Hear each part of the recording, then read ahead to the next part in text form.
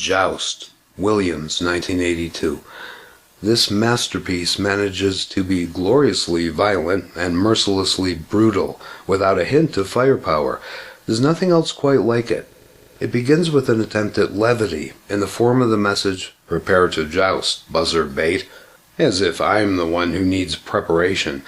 Oh, I'm prepared, you vile birds, make no mistake. The question is, are you?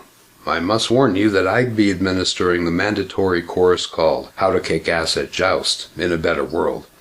Thanks to the magnificent imaginations of John Newcomer, Bill Futzenrauter, now that would be a great game title, and Jan Hendricks, the game's surreal humor offsets its ruthlessness.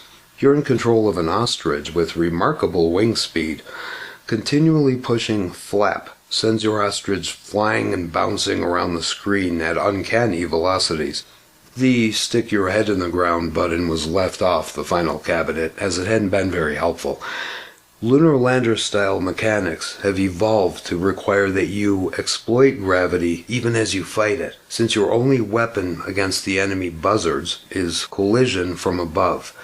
Occupying an even slightly higher screen position upon contact kills each rider and forces his buzzard to flee, whereas a lower altitude leads to an ousted ostrich jockey. If it's a draw, you ricochet harmlessly. The birds all apparently possess extremely noxious talons. When you slay an evil knight, his buzzard lays an egg as she leaves. If you don't snatch it from the air or pick it up when it's landed, scoring less, it'll soon hatch and produce a new rider. This represents some interesting biology. What has that guy been doing with his pet, exactly? Anyway, a faster, more wily buzzard than the last will fly in from one of the side borders. You can stop her newborn owner from mounting by running over him before he's picked up.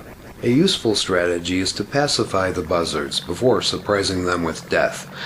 Prior to facing each one, get close to the screen and ask, "Who's a big tough buzzard? I know, you're so scary. Who wants a carrion treat?" When she seems to have grown submissive, and her jockey is glaring at you sullenly, fly in for the kill. Well, I think it works. In the more demanding waves, of course, it's better to resort to convincing threats. Look, you're all gonna die anyway. You might as well just make it easy on yourselves. At least one will appear to withdraw from the battle, gliding to one side to drink from a scalding lake. They're not terribly bright. When the lava troll's hand emerges and grips the startled creature, zoom over and bounce her to death. You won't have time to rescue the ensuing egg from getting hard-boiled, but it's a nearly risk-free way to rid yourself of a beast who wouldn't hesitate to do the same if your ostrich were caught instead. Admittedly, it's not always a simple matter of flying directly to your trapped adversary and landing on her. Sometimes one of the other buzzards will try to intervene. This illustrates how thick-headed they are, no matter how tricky their various flying patterns. You don't try to break up a fight in Joust. Why, you could get killed that way. Demonstrate this by quickly flapping against the nearest platform above you, concurrently moving a bit to the left or right. The bottom of each ledge is shaped like a wide bowl. Your sporadic skating along the underside will confuse the buzzard as she tries to follow your altitude, and you'll take her out when contact is finally made.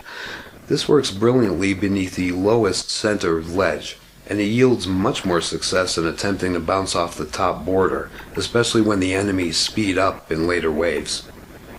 The intermittent egg wave begins with numerous stationary eggs covering the ledges. If you don't seize them all within a few seconds, they'll start to hatch. Your most effective route commences on the upper right ledge. If it contains no eggs, its screen-wrapped extremity to the far left almost certainly does. Dash through the right-hand border to scoop them up. Then head steadily downward and to the right, running across each egged platform until you reach the ground. This wave gives you the opportunity to rack up a bunch of points in one falling swoop, leading to an extra ostrich if you surpass a 20,000 point interval. And as my father used to tell me, you can never have too many ostriches. Now that I mention it, that was an odd thing for him to say. Joust didn't even exist at the time. If you take too long to clear a defender wave, the speedy baiters materialize.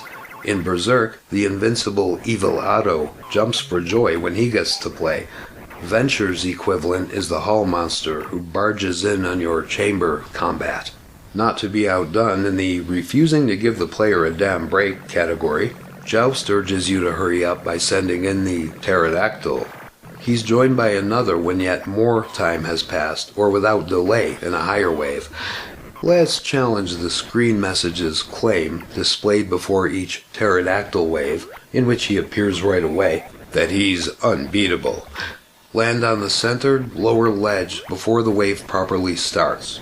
Upon noting which direction he's flying in from, turn to face him. Your rider's lance will be lined up to skewer the middle of his beak, and he'll die in writhing agony. Postpone your hysterical laughter to evade any buzzards who've since risen from the other platforms.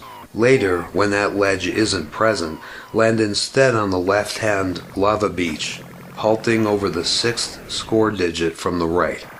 Except in rare cases, the pterodactyl will zip toward you on the precise trajectory for suicide. As the waves grow more difficult, you'll frequently find yourself beneath some heavy mid-screen buzzard traffic. It looks like a dense asteroid belt, except with feathers. If you wait for an opening and quickly rise just above it, you can bound from bird to bird with just a flap or two in between, sending off a bunch of tumbling eggs. It's like surfing, except for smart people.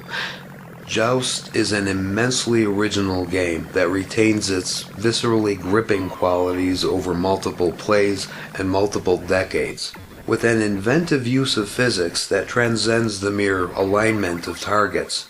It lays claim to some innovative battle mechanics that haven't quite been matched in 2D, even in 1986's Joust 2, Survival of the Fittest, with its clumsy movement and desertion of the precursor's immaculate balance. The subtitle, Survival of the Fittest, ironically says it all about why the first game is the one that's remembered so fondly, and still played so fervently.